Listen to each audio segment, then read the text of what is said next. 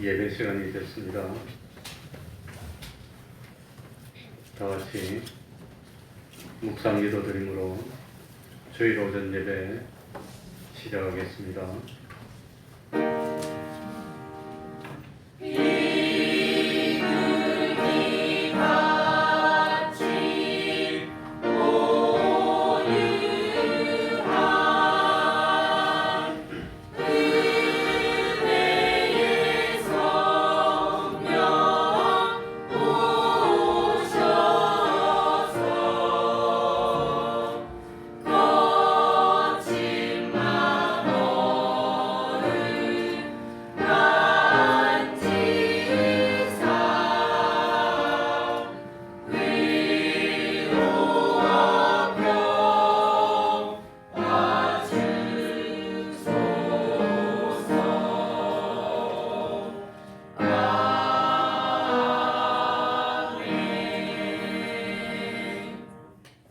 하나님 아버지, 이 시간에도 저희들을 하나님의 전으로 불러주시고 하나님께 예배드릴 수 있도록 은혜 베풀어 주셨으니 참으로 감사드립니다.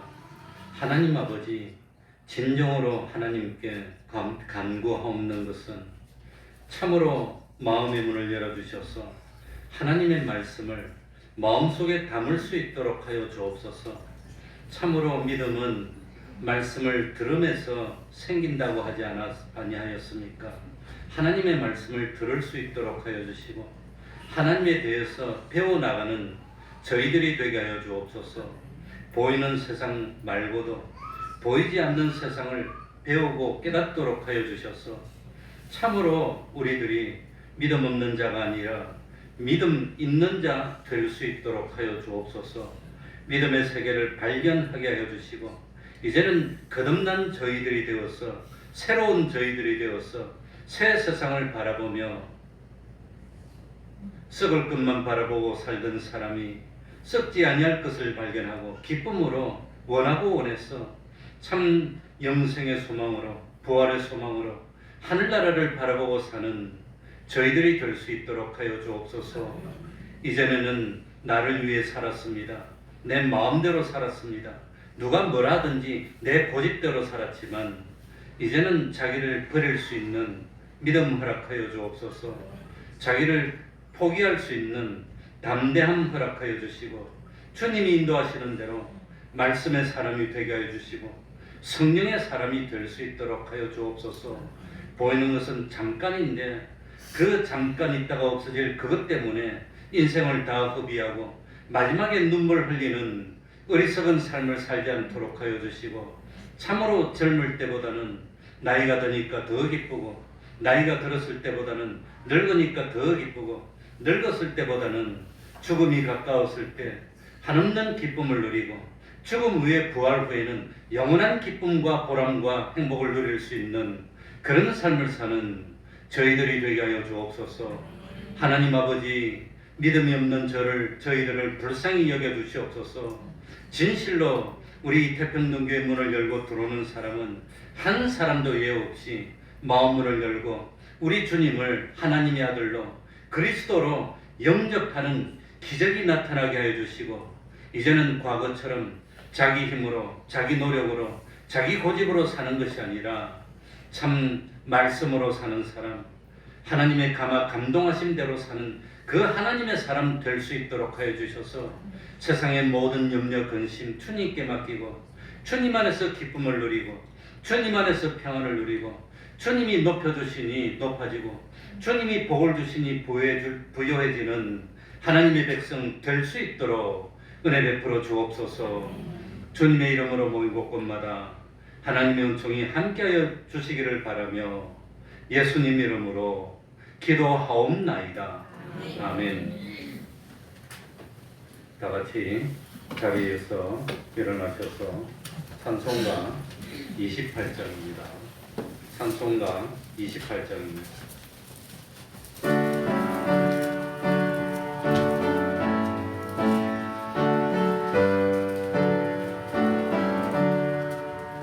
고개 근원 당리하사 찬송하되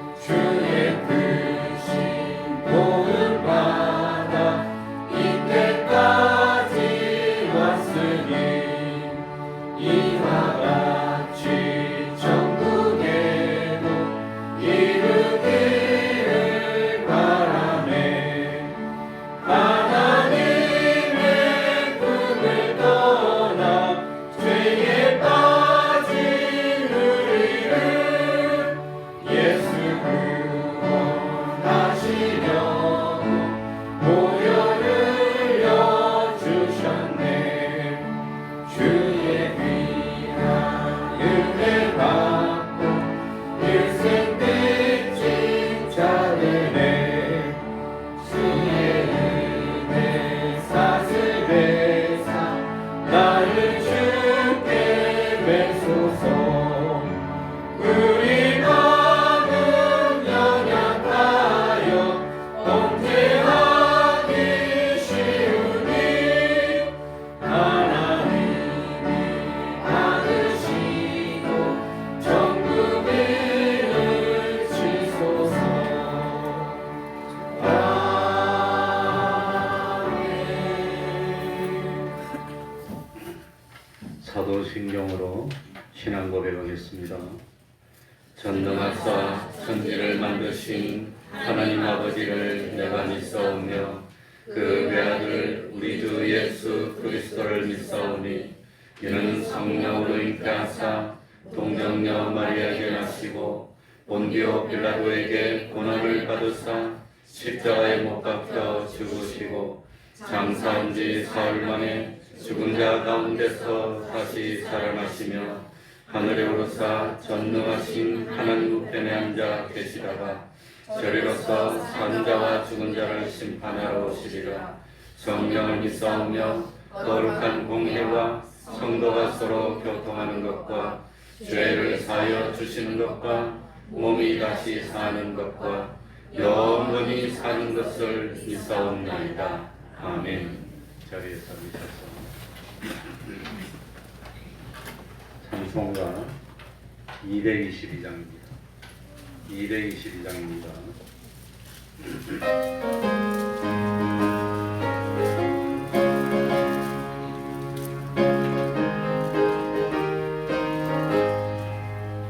모아라 즐거운 우리 집 밝고 거룩한 천국에 거룩한 백성들 거기서 영원히 영광에 살겠네. 거기서 기쁘고 즐거운 집에서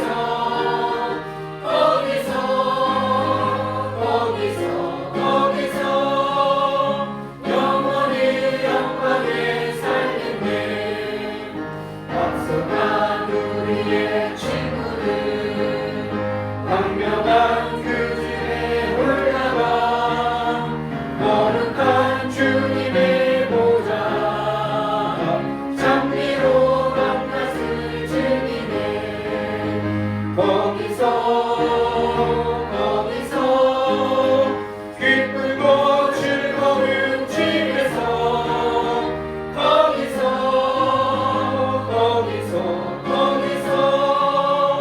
장미로 밤낮을 즐기네.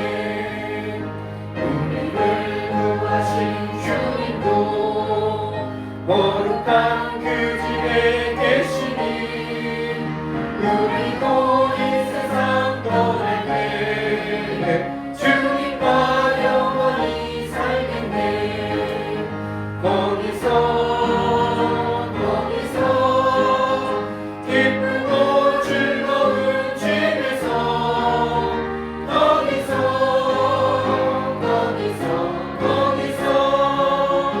주님과 영원히 살겠네. 우리의 일생이 끝나면 영원히 즐거운 곳에서 거룩한 아버지 모시고 기쁘고 즐겁게 살겠네. 거기서 기쁘고 즐거운 집에서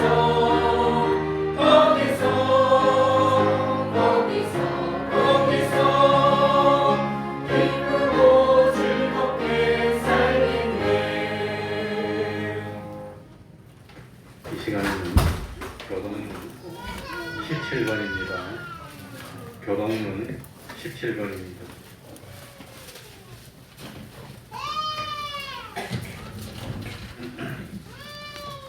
교동문 17번입니다. 교동하겠습니다.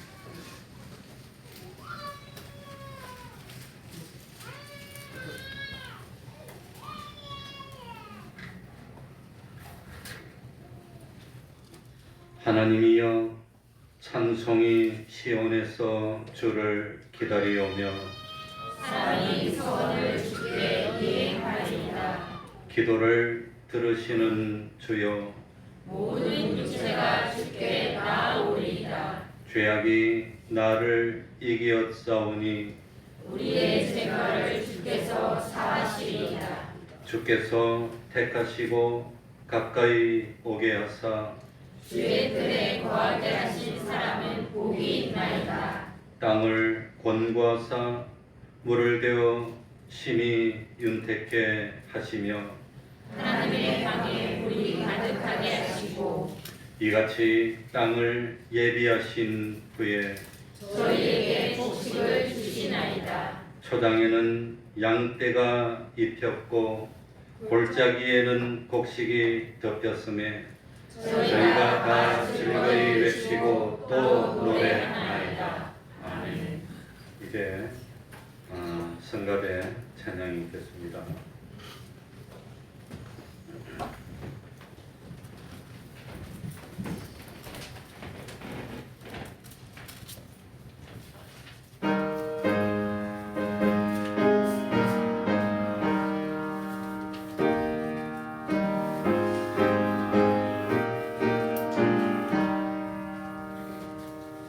너 예수께 조용히 나가 내 모든 짐 내려놓고 주 십자가 사랑을 믿어 죄 사함을 얻으라. 주 예수께 조용히 나가 내 마음을 쏟아놓으라. 능히 보시는 주님 그 은혜를 베푸시리. 주 예수의 은혜를 믿어 내 슬픔이 없어지리. 내 이웃을 늘 사랑하여 너 받은 것 거저주라. 주 예수께 조용히 나가 내 마음을 쏟아놓으라. 능히 보시는 주님 그 은혜를 베푸시리.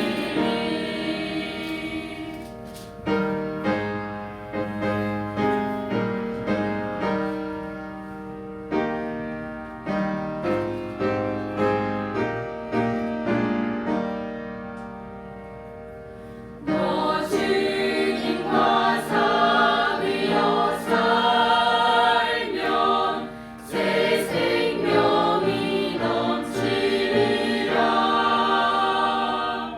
주 예수를 찾는 이 앞에 참 밝은 빛 비추어라. 주 예수께 조용히 나가 내 마음을 쏟아놓으라.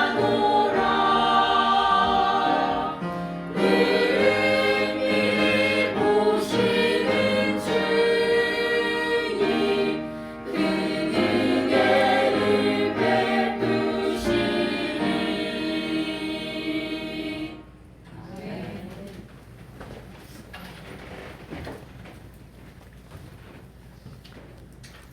이 시간에는 최정관 집사님 예배를 위해서 기도해 주시겠습니다.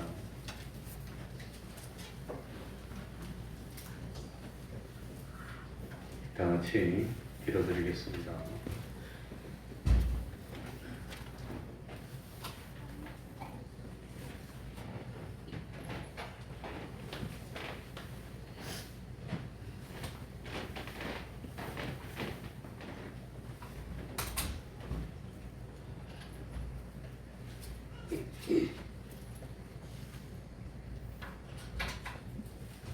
우리의 소망이 되시고 빛이 되신 하나님 아버지, 3월의 마지막 주일을 맞이하여 저희들이 주님의 전에 모여 하나님께 경배와 찬양으로 예배드리게 하시니 감사를 드립니다. 이 봄날의 아름다움 속에서 주님이 창조의 섭리를 발견하게 하시고 꽃들이 피어나고 새싹이 돋아나는 모습 속에서 새 생명의 역사를 보게 하시니 감사합니다. 봄의 따스한 기운이 느껴지는 이 계절에 우리의 마음도 주님을 향한 사랑으로 따뜻해지게 하여 주옵시고, 우리의 삶 속에서도 주님의 은혜로 세운 시작과 성장이 있게 하여 주시옵소서. 지난 한 주 동안 저희가 세상 속에서 살아가며 겪었던 모든 순간들을 주님께서 함께 하셨음을 고백합니다. 때로는 주님의 뜻을 망각하고 우리 욕심과 이기심으로 살아갔던 순간들을 용서해 주시옵소서. 주님의 사랑을 받고도 이웃을 사랑하지 못했던 순간들, 주님의 은혜를 망각하고 불평했던 시간들을 용서해 주시옵소서. 우리의 마음을 새롭게 하시고 주님의 뜻대로 살아갈 수 있는 힘과 지혜를 부어주시옵소서. 사랑과 은혜가 충만하신 하나님 아버지, 이곳에 주님의 교회를 세우시고 많은 성도들을 불러주셨사오니 우리 교회의 성도들이 날마다 마음을 같이하여 은혜의 보좌 앞에 모이기를 힘쓰고 기쁨과 순전한 마음으로 주님을 찬송하며 나아가게 하옵소서. 헌신과 봉사와 사랑의 실천을 통해 우리 교회의 회복과 부흥과 성장이 있게 하시고 이 교회 위에 성령님의 감화 감동의 역사가 충만하게 하옵소서. 우리 성도들이 각자의 삶의 자리에서 빛과 소금의 역할을 감당할 수 있도록 도와주시옵소서. 특별히 어려움 가운데 있는 성도들을 기억하여 주시고 그들에게 위로와 힘을 더하여 주시옵소서. 이 땅의 지도자들을 위해서 기도합니다. 그들에게 지혜와 분별력을 주시어서 올바른 결정을 내리고 국민을 위해 헌신할 수 있게 하여 주시옵소서. 또한 전 세계적으로 일어나는 갈등과 전쟁이 멈추고 평화가 임하게 하여 주옵소서. 하나님 아버지, 귀하게 세우신 하나님의 종 목사님에게 피와 성령과 진리의 은혜로 충만케 하여 주시옵소서. 믿음으로 충성케 하시고 영육간의 강건함을 더하여 주시옵소서. 이 시간 목사님의 말씀을 들을 때에 저희들이 하나님의 마음을 알게 하시고 하나님의 은혜를 기억하게 하시고 하나님을 만나 큰 은혜를 받고 참된 평화를 얻어 성령 충만한 삶을 살게 하여 주시옵소서. 이 예배를 통하여 우리 영혼이 새롭게 되기를 원합니다. 주님의 말씀을 듣고 깨달아 삶 속에서 실천할 수 있는 믿음의 사람들이 되게 하시고 우리가 받은 은혜를 이웃과 나누며 주님의 사랑을 전하는 도구로 쓰임받게 하여 주시옵소서. 이 시간 하나님의 은혜에 감사하며 드리는 성가대의 찬양을 기쁘게 받아주시고 늘 찬양이 끊이지 않는 삶 되게 하여 주옵소서. 예배를 위하여 교회 곳곳에서 애쓰고 헌신하는 손길들 위해 한량없는 은혜를 부어주시어서 충만한 기쁨으로 충성하게 하옵소서. 이 모든 말씀을 부활의 소망이 되시는 예수 그리스도의 이름으로 기도드리옵나이다.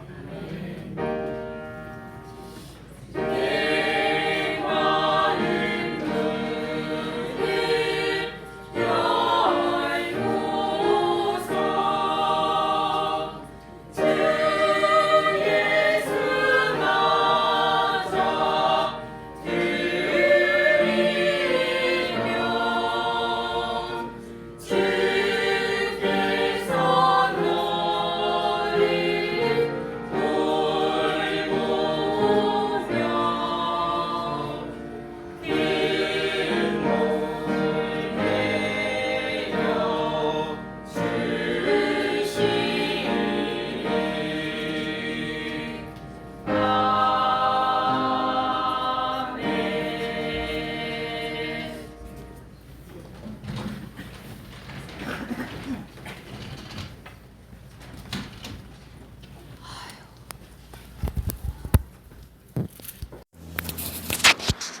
하나님의 말씀 마가복음 4장 35절입니다.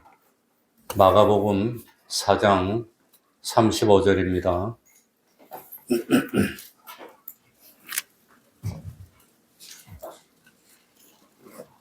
제가 읽겠습니다. 마가복음 4장 35절입니다. 그날 저물 때에 제자들에게 이르시되 우리가 저편으로 건너가자 하시니 저희가 무리를 떠나 예수를 배에 계신 그대로 모시고 가매 다른 배들도 함께 하더니 큰 광풍이 일어나며 물결이 부딪혀 배에 들어와 배에 가득하게 되었더라. 예수께서는 고물에서 베개를 베시고 주무시더니 제자들이 깨우며 가로되 선생님이여 우리의 죽게 된 것을 돌아보지 아니하시나이까 하니 예수께서 깨어 바람을 꾸짖으시며 바다들어 이르시되 잠잠하라 고요하라 하시니 바람이 그치고 아주 잔잔하여 지더라. 이에 제자들에게 이르시되 어찌하여 이렇게 무서워하느냐 너희가 어찌 믿음이 없느냐 하시니 저희가 심히 두려워하여 서로 말하되 저가 뉘기에 바람과 바다라도 순종하는고 하였더라. 아멘. 요즘 우리들이 세상에 살면서 제일 힘든 것이 뭡니까? 요즘 뭐가 그리 힘듭니까? 뭐가 힘들지요? 미래가 불확실하다는 거, 그게 어렵습니다. 지금 태어나는 인구 가지고는 20년 있으면 망할 겁니다. 지금 한 해에 25만 명도 못 태어나는데 그 중에 남자가 12만 명 정도인데 24만 명. 그러면 20년 있다 군대 가서 나라 지킬 사람 12만 명. 옛날에는 60만 군대인데 지금 36만이랍니다. 그것도 점점 찌그러져서 이제는 20만 명도 안 될 겁니다. 그러니 참 미래가 불확실합니다. 그것뿐만 아니라 우리 집사님 기도하실 때도 그랬는데 세상이 참 다투고 싸우고 어떻게 될지 모르고 그러니까 이렇게 불확실할 때 살아남는 방법이 뭐지요? 확실히 참 힘이 되고 내가 참 의지할 수 있는 힘 있는 사람, 능력 있고 건세 있는 사람, 그런 사람과 하나가 되는 겁니다. 똘똘 뭉쳐서. 그래서 그런 힘 있고 능력 있는 사람과 살아도 같이 살고 죽어도 같이 죽자고 하면서 함께 하면 좀 위안이 되고 힘이 되겠습니까? 그래서 어느 집단이든지 보면은 끼리끼리 모여가지고 똘똘 뭉쳐서 하나, 저기도 하나, 여기도 하나, 그런 식입니다. 우리 하나님을 믿는 성도들도 최고로 바라는 것이 있다면 최고로 바라는 것이 뭐지요? 뭡니까? 최고로 바라는 것이 뭐지요? 혹시 오늘도 로또를 갖다가 1등 되게. 그건 솔직하게 말해야지. 하나님 다 알고 있는데. 그러니까 정말로 바라는 것은 하나님이 나와 함께 해주신다면, 정말 바라는 건 그겁니다. 하나님이 나와 함께 해주신다면, 하나님이 나와 함께 해주신다는 것은 내가 하나님과 같은 편이 되는 겁니다. 내가 힘들 때, 내가 어려울 때, 내가 위험할 때 하나님이 나에게 도움이 되시고 능력이 되어주셔서 나는 연약하고 부족하고 참 실수도 많고 허물도 많지만 하나님이 도와주시니까 어렵고 위험한 상황에서 벗어날 수 있고 안전하게 갈 수 있는 그게 우리가 바라는 겁니다. 이스라엘 백성들이 애굽에서 괴롭힘을 당하고 학대를 받으면서 하나님께 부르짖었습니다. 미디안 광야에서 40년을 목동으로 생활하고 있던 모세에게 하나님이 나타납니다. 하나님은 모세에게 사명을 줍니다. 애굽 바로왕에게 가서 고통 중에 있는 하나님의 백성 이스라엘들을 건져내서 축복의 땅 가나안 땅으로 인도하라고 했습니다. 모세는 어릴 때부터 40년간을 애굽의 공주의 아들로 참 그 바로왕의 궁중에서 자랍니다. 애굽의 바로왕에 대해서 누구보다도 더 잘 알고 있습니다. 애굽이 얼마나 대단한 나라인지, 바로왕의 권력이 얼마나 대단한지, 이 바로왕이 얼마나 교활한지, 애굽의 철병거와 군인들이 얼마나 많은지, 그 군사들이 얼마나 훈련이 잘 되어 있는지 누구보다도 모세가 잘 알고 있습니다. 그런데 이스라엘 백성을 구출해 내려면 애굽보다 더 강한 나라가 있어야 됩니다. 그러니까 참 얼마나 많은 군사가 필요하고 어마어마한 전쟁을 행해서 이겨야 참 구출해 낼 수 있는데, 그래서 이스라엘 백성을 출애굽시키라고 하는 하나님이 주신 사명을 모세가 무슨 능력이 있어 감당합니까? 그래서 모세가 하나님께 뭐라고 대답합니까? 뭐라고 그러지요? 내가 누구간데 바로왕에게 가서 이스라엘 백성을 내놓으라고 할 수 있습니까? 이렇게 대답하면 내가 누군데? 내가 날 잘 알고 있는데 나에게 군대가 있습니까? 내가 애굽 왕도 아닌데 어떤 방법으로 이스라엘 백성을 내가 구출해낸단 말입니까? 그러고 하나님께 대답합니다. 그러니까 하나님이 모세에게 뭐라고 했지요? 뭐라고 했죠? 모세에게 뭐라고 합니까? 내가 정녕 너와 어떻게 하리니? 함께 하리니. 내가 너와 함께 하겠다는 겁니다. 하나님이 함께 한다는데 뭐 못할 게 뭐가 있습니까? 하나님이 함께 하시면 그건 다 되는 겁니다. 하나님이 함께 합니다. 그래서 하나님은 모세에게 참 바로왕이 가서 이스라엘 백성을 구출해 내라고 하는데 단 하나를 줍니다. 내가 너와 함께 하겠노라. 그거보다도 확실한 게 있습니까? 하나님이 함께 한다면 군대 없어도 상관없어요. 모세가 혈혈 단신으로 가도 이 애굽의 모든 참 군사들과 모사들과 바로왕을 얼마든지 물리칠 수 있어. 그거라고 하는 겁니다. 모세는 하나님이 함께 하신다는 말을 믿었을까요? 안 믿었을까요? 안 믿으면 못 가지. 정신병자 아니면 어떻게 갑니까? 믿었습니다. 그러면서 참 이스라엘 백성을 구출하러 가는데 기관총을 들고 간 게 아닙니다. 뭘 들고 갑니까? 하나님이 함께하는 상징, 하나님이 나타났던 기적을 이해해줬던 지팡이, 그거 하나 들고 가는 겁니다. 완전 돈키호테입니다. 그런데 성공합니까? 실패합니까? 멋지게 성공한다는 겁니다. 그러니까 참 마침내 하나님이 기적과 능력으로 함께했고 바로왕을 무릎을 꿇었습니다. 이스라엘 백성들은 무사히 출애굽했다고 하는 겁니다. 그러니 오늘 우리들에게도 하나님이 함께 하시면 뭐든지 가능해 하는 믿음이 있어야 한다는 겁니다. 그런 믿음이 있습니까? 그런 믿음이 필요합니까? 그런 믿음. 그래서 마가복음 오늘 읽었던 4장 1절부터 보면은 제자들에게 주님이 뭘 요구합니까? 너희들에게도 모세에게 있었던 그 믿음이 있어야 돼. 다윗에게 있었던 그 믿음이 있어야 돼. 다니엘에게 믿었던 그 믿음만 있으면 돼 하는 걸 가르쳐주는 내용이라고 하는 겁니다. 예수님은 바닷가에 있던 배에 올라갔습니다. 배에 앉았습니다. 무리들은 바닷가에 있습니다. 예수님이 무리들에게 교훈을 줍니다. 씨 뿌리는 비유도 말씀해 줍니다. 1절부터 보면은 등경유의 등불의 비유도 말씀해 줍니다. 하늘나라는 겨자씨 하늘과 같아서 작은 한 알의 씨였는데 그게 점점 커서 공중의 새들이 깃들일 만큼 된다는 교훈도 해줍니다. 드디어 날이 저물었습니다. 35절입니다. 다 같이 읽겠습니다. 35절. 그날 시작. 그날 저물 때에 제자들에게 이르시되 우리가 저편으로 건너가자 하시니, 이제 자꾸 글자가 이렇게 그냥. 예수님이 세상에 오신 것은 뭐하러 오셨지요? 어떤 목적이 있어 왔습니다. 예수님 심심해서 오신 분 아닙니다. 예수님 그리 한가한 분 아닙니다. 옛날에 제가 전도사 때 그 교회 집사님으로 계시던 분이 뭐 다른 곳으로 가시더니 어마어마한 사장님이 되셨어요. 전도사 때 같이 지내고 밥도 먹고 오고 가고 했는데 나중에 한번 만나려고 그러니까 미리 예약을 해가지고 만나도 3분 이상 시간을 못 내주고 빚을 거쳐야 되고 어마어마하게 됐더라고 보니까. 아이고 참.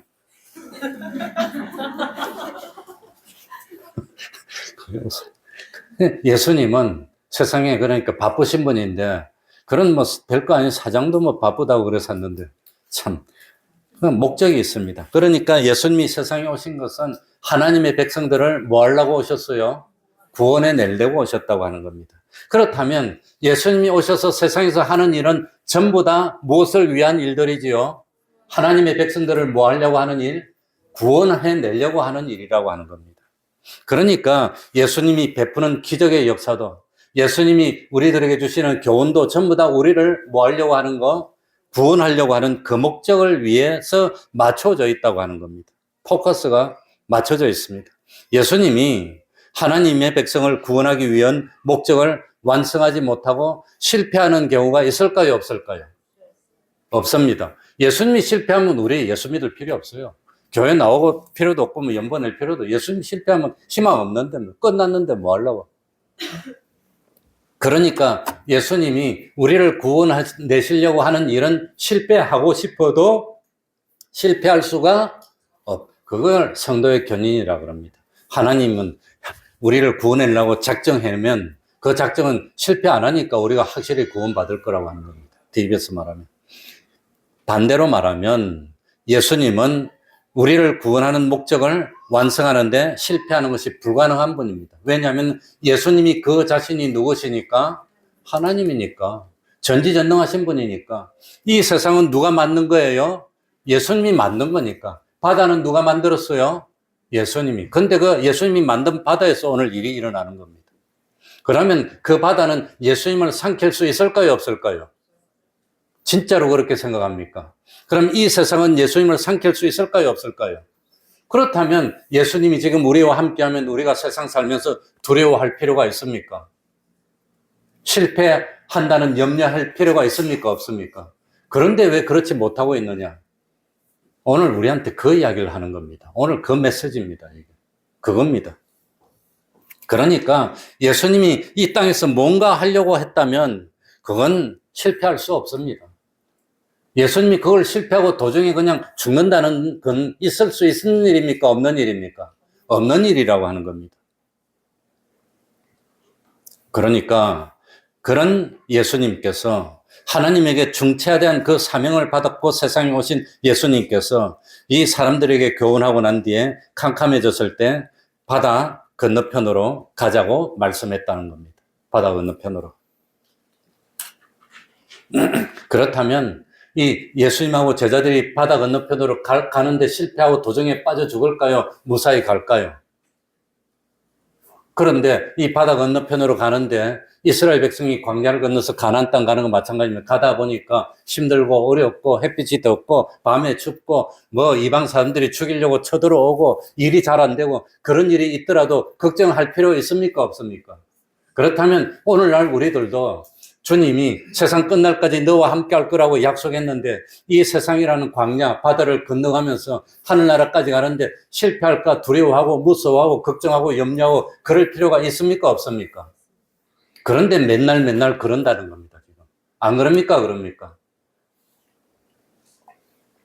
그 말을 하고 싶은 겁니다. 예수님은 아무런 의미 없는 일을 하시는 주님이 아니십니다.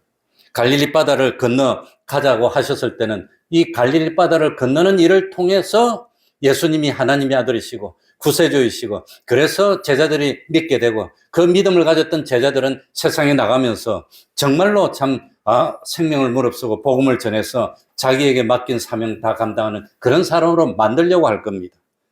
그런 사랑이 절절히 배어 있습니다.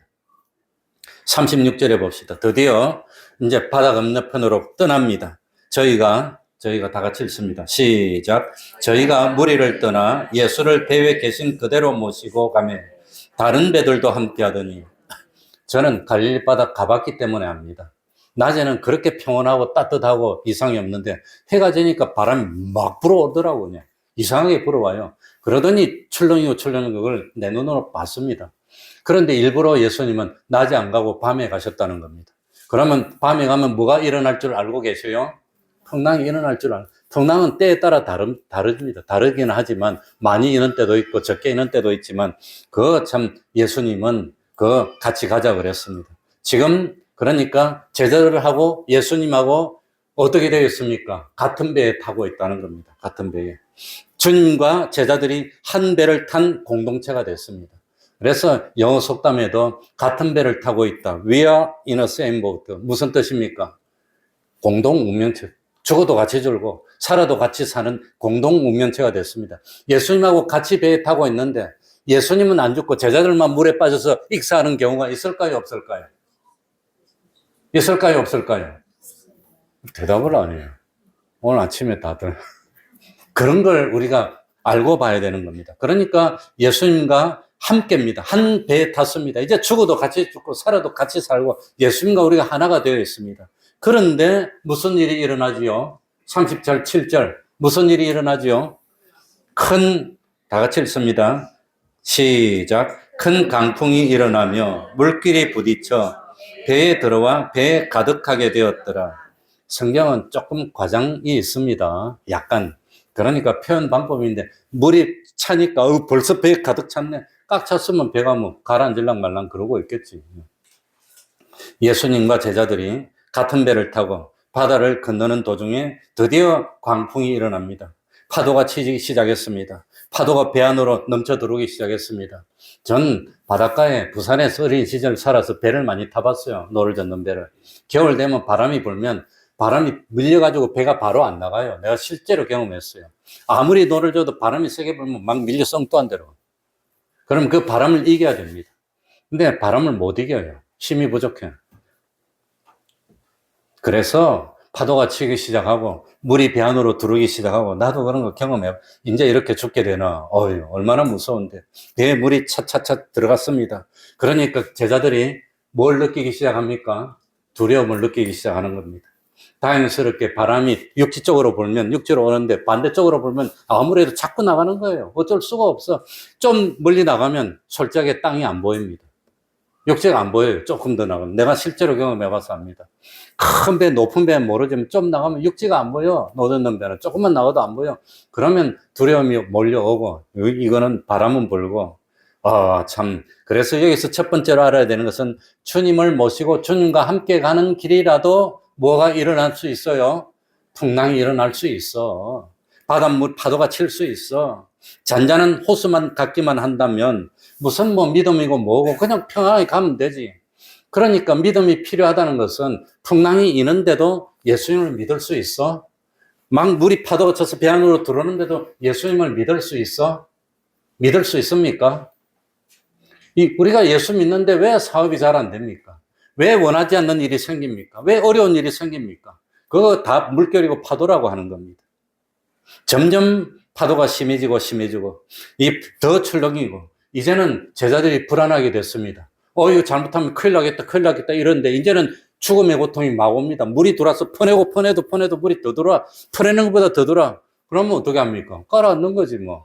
그래서 두렵고 견디고 바람은 점점 심해지고.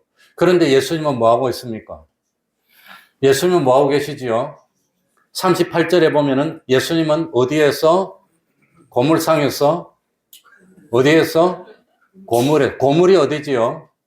배 뒤쪽이 고물입니다. 배 앞쪽이 이물입니다. 나 그거 외운다고 힘들었어요. 아무리 해도 안 되더라고. 그래서 내가 어떻게 했냐? 고물 같은 더럽고 안 좋은 건 안 보이는데 뒤에 놔.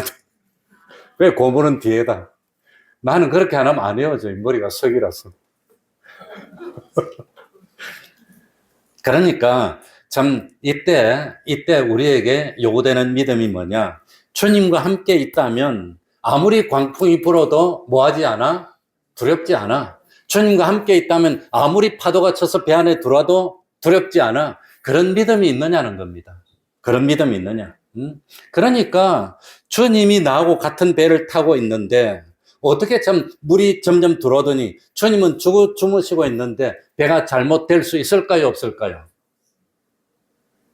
배가 잘못될 수 있을까요? 없을까요?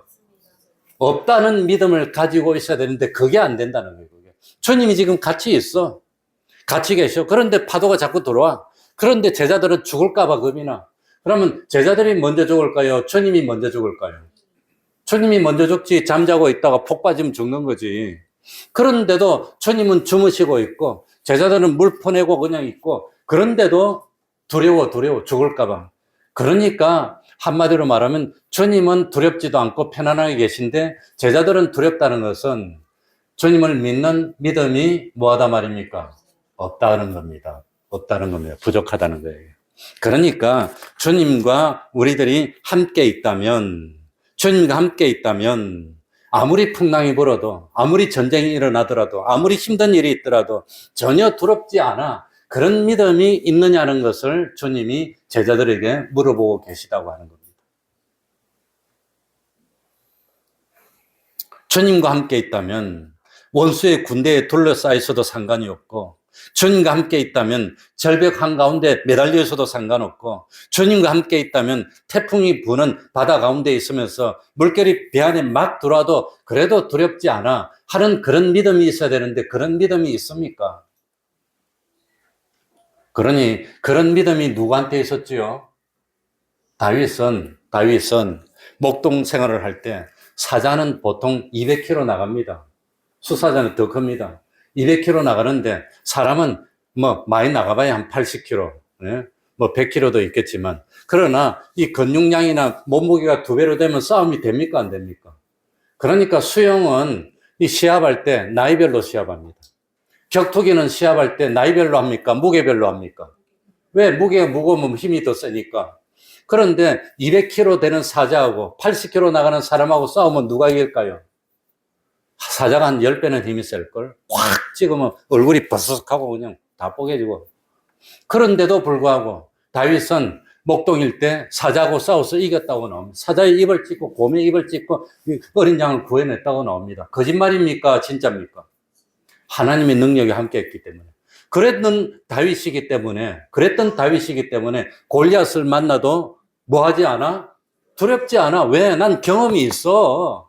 곰은 크면 500kg 나갑니다. 사람은 80kg입니다. 500kg짜리 곰하고 사람하고 붙으면 누가 이길까요? 야, 빡 때리면, 금방 뭐 있었니? 곰은 빡 때리면 몸이 두둥강. 그런데 다윗은 곰하고 싸워서 이겼어요. 그러니까 골리앗이 나와도 안 겁나는 거예요. 겁이 안 나. 왜? 하나님이 나와 함께 하는데 네가 뭔데? 그래가지고 다윗은 골리앗하고 싸울 때 장난으로 싸웠을까요? 진짜로 죽지 산이 싸웠을까요? 정말로 한 대 맞으면 죽을 수 있는데 어떻게 싸웁니까? 그런데도 싸우러 나갔어. 왜? 믿으니까. 우리에게 그런 믿음이 있냐고 하는 겁니다. 다윗은 눈에 보이는 그 차이를 극복할 수 있는 믿음이 있었다는 겁니다. 지금이야 뭐 총으로 팡 쏘면 500kg, 1000kg 다 죽지만 옛날에는 칼로 싸울 텐데 그걸 어떻게 이겨요? 힘이지. 그런데 하나님과 함께 했던 다윗이 가졌던 그 믿음, 그 거대한 거인을 보면서도 두렵지 않고 싸울 수 있었던 그 믿음이 지금 예수님의 제자들에게는 있단 말입니까? 없단 말입니까? 그게 없다는 겁니다. 다윗이 가졌던 그 믿음이냐, 아니면은 풍랑이 일고 파도가 쳐갖고 바닷물이 지금 뭡니까? 배 안으로 막 들어오는데 예수님은 주무시고 있고 막 두려울 때, 아, 괜찮아 할 수 있는 믿음이나 다른 걸까요? 눈으로 보이는 그 차이를 극복할 수 있는 그 믿음이 있어야 된다는 겁니다. 주님과 함께 배를 타고 있다면 큰 강풍이 불고 파도가 출렁거려서 배 안으로 물이 막 들어와도 전혀 걱정이 안 돼.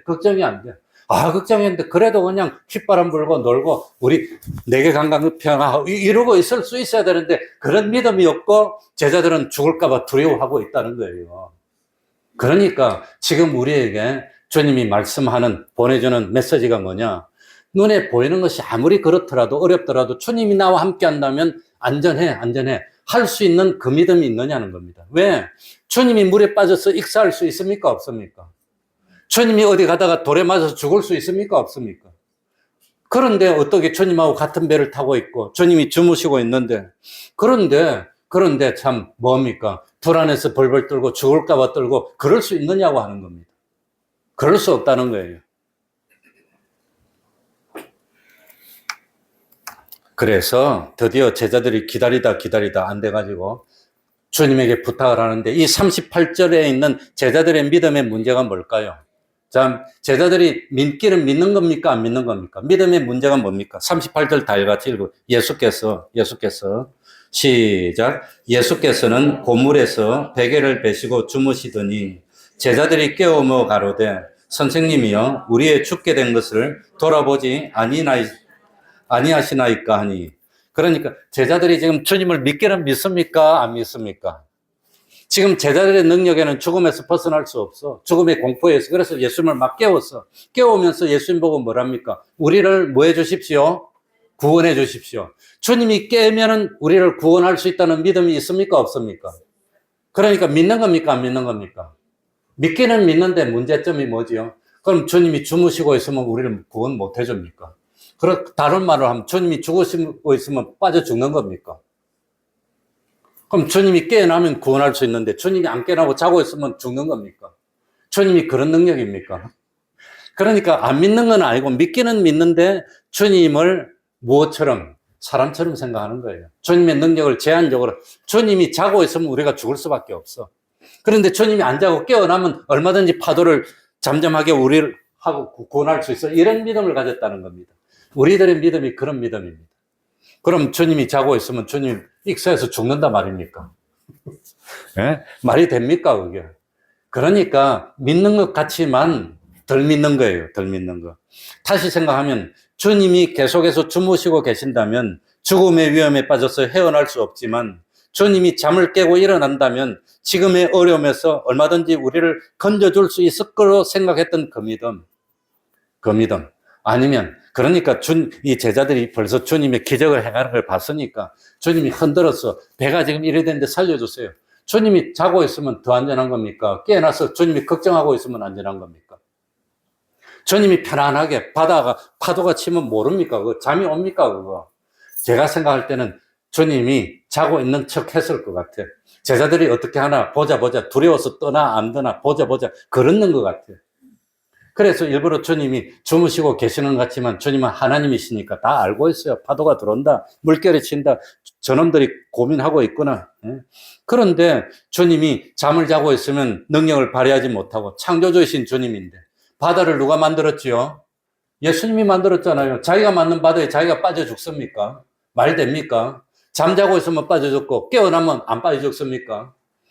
그러니까 제자들은 예수님을 믿기는 믿지만 예수님의 능력을 제한적으로 믿었다는 거예요. 제한적. 그게 제한 믿음입니다.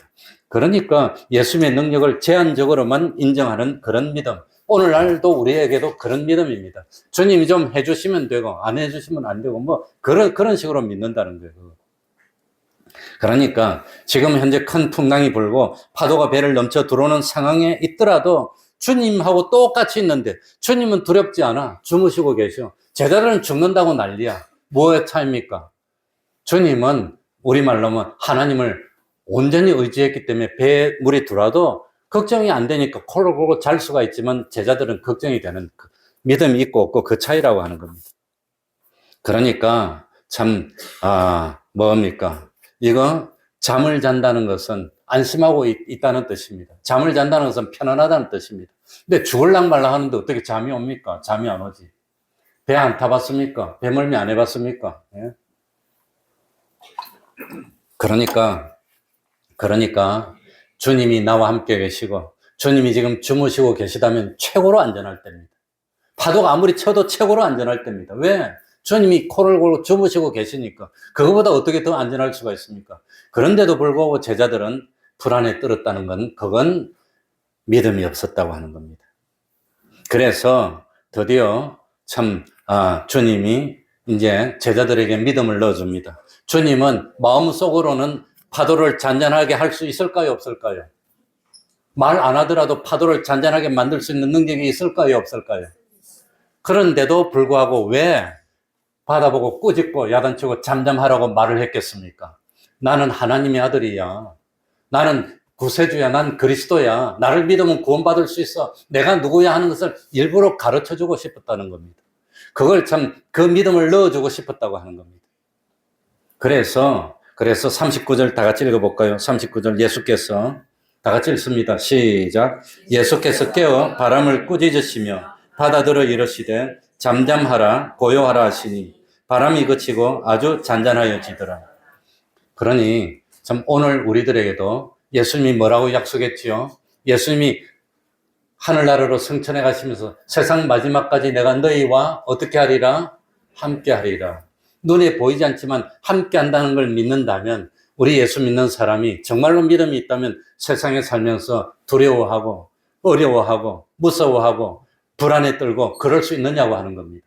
그럴 수 있느냐? 그럴 수 없다고 하는 겁니다. 그러니까 예수님은 얼마든지 마음속으로라도 말 안 하시고라도 주무시면서라도 파도를 잔잔케 하실 수 있는 능력이 있지만 제자들에게 일부러 보여주는 겁니다. 그래서 잠에 예수께서 일부러 깨웠습니다. 안 깬다고 하면 못하겠어요. 그리고 바람을 뭐 하시며? 정신병자 아니면 바람을 꾸짖을 수 있습니까? 바람 보고, 야, 너 왜 이래? 너 까불어? 그건 정신병자지. 그런데 너 까불어, 잠잠해. 그러니까 바람이 잠잠해지는 거예요. 그거는 정신병자가 아니고 누굽니까?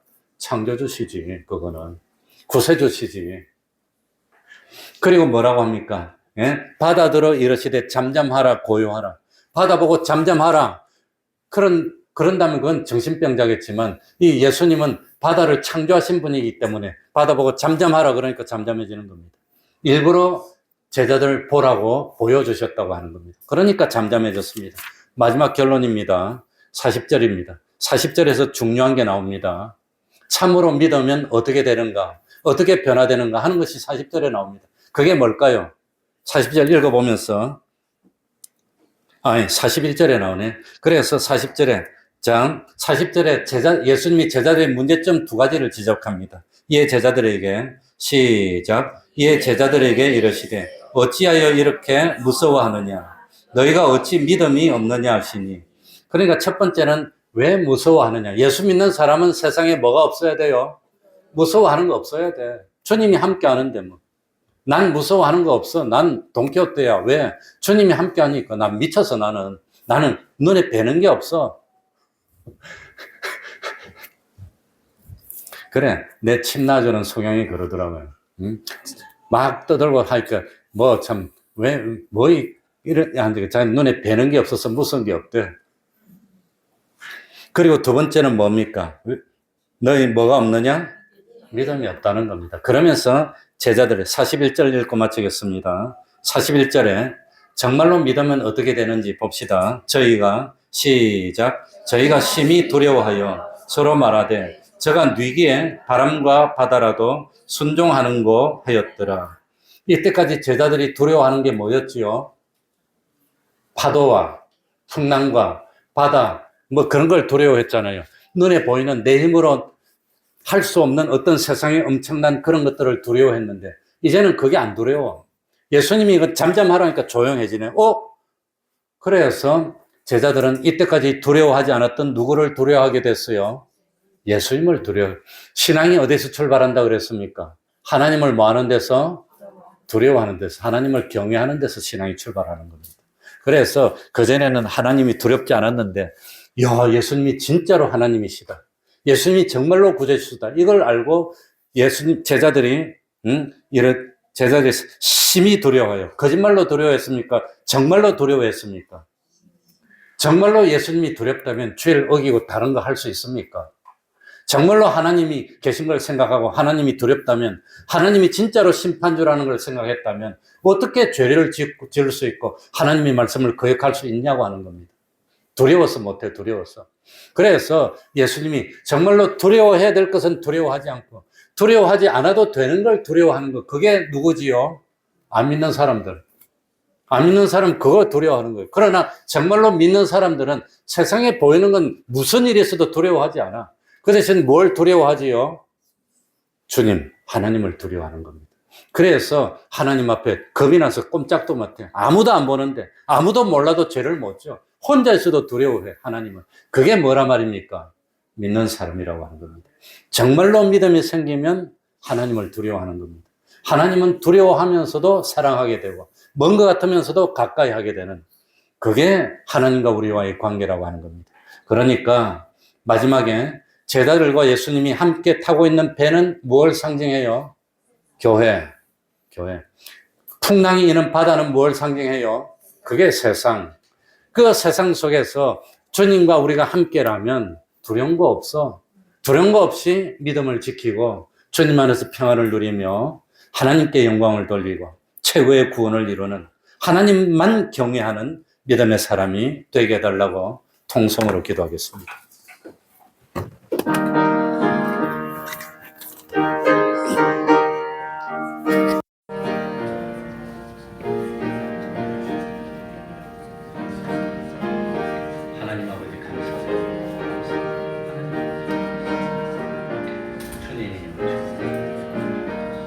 믿음이 없는 저희들이 되지 않고 참으로 예수를 하나님을 믿는 믿음 없음을 불쌍히 여기옵소서. 하나님 아버지 불쌍히 여기옵소서. 주와 함께 주님 같은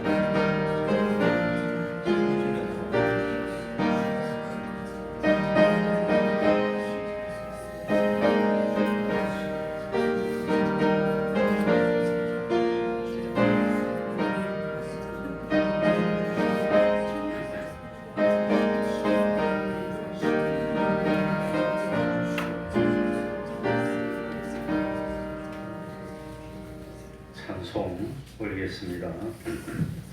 찬송가 397장입니다.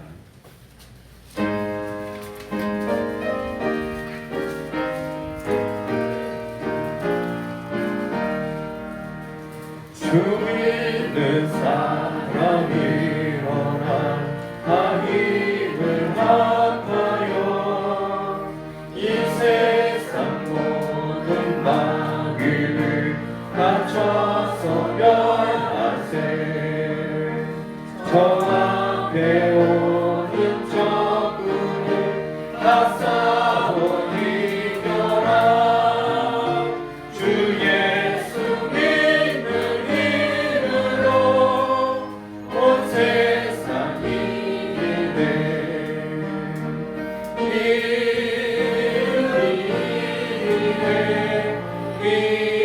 이름이 이기네. 주 예수 이름이 온 세상 이기네. 오늘 유나의 계율로 큰 죄에 빠지니 진리로 띠를 띠고서 의미로 들이세. 참 믿고 의지하면서 법 없이 나갈 때 주 예수 믿는 이름으로 온 세상 이기네.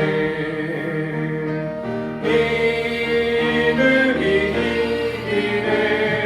이름이 이기네. 주 예수를 믿음이 온 세상 이기네.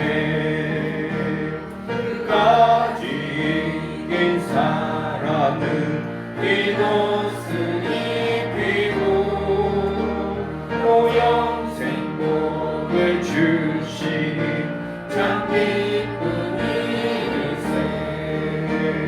이 얻은 세상 지나서 저 천성 가도록 주 예수 믿는 이름으로 온 세상 이기네. 믿음이 이기네. 믿음이 이기네. 주 예수를 믿음이 온 세상 이기네. 71장 1절 찬송하면서 하나님께 감동드리겠습니다.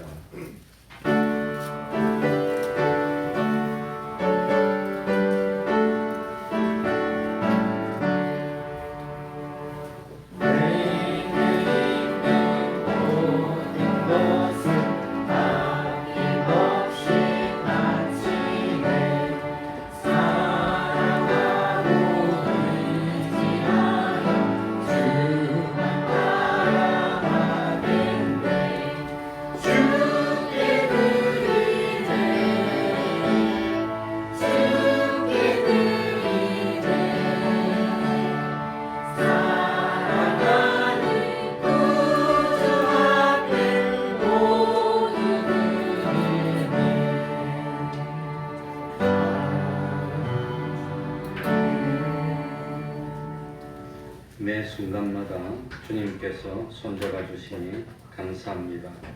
새로 마련해 주신 장막에서 감사와 찬송으로 지내게 하신 감사합니다. 하나님의 전을 사모하게 하시니 감사합니다.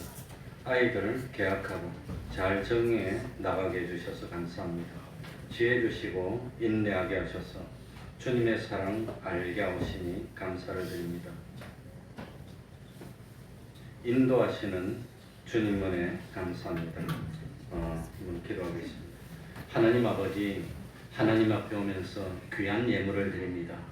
하나님이 친히 받으시고 하나님의 귀한 일에 잘 쓰이도록 하여 주시고 그리고 마음껏 축복하여서 세상에 좋은 것으로 하늘나라에 신령한 것으로 충만히 채워 참으로 이 세상에서도 부족함이 없고 하늘나라에서도 영원히 빛날 수 있는 참 복된 구원의 길을 가는 저희들이 되게 하여 주옵소서.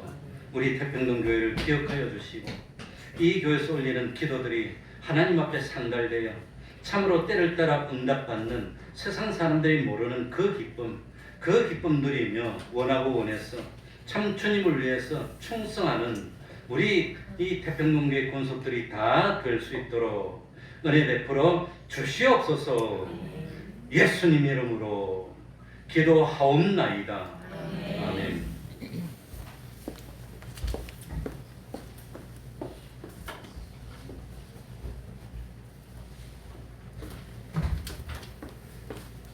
아마 이것이 마지막 추위가 아닐까 생각이 되는데 감기 걸리신 분이 많으신 것 같습니다. 매일 30분 기도, 성경 읽기 전도하기, 가정 예배를 생활합시다. 그래도 금요일 밤 8시 9시 기도회는 계속되고 있습니다. 토요일 오후 4시 찬양 전도도 계속되고 있습니다. 사실은 수요일도 찬양 전도를 하고 있습니다. 10시 한 20분이나 15분부터 해서 한 4, 50 합니다. 그리고 특별히 주일학생 전도에 힘을 씁시다. 주일학생, 어린학생은 미래고 소망입니다. 그러니까 할 수만 있으면 어린아이들 주일학교 예배 시간에 데려오는 게 제일 좋습니다. 자기 아이들도 데려오고 또 다니면서 전도해서 참 미래를 위해서 심으면 하나님이 우리 대한민국을 복을 주지 않을까 생각이 됩니다. 그러면 다 같이 일어나셔서 1장 찬송 부르고 축도를 마치겠습니다.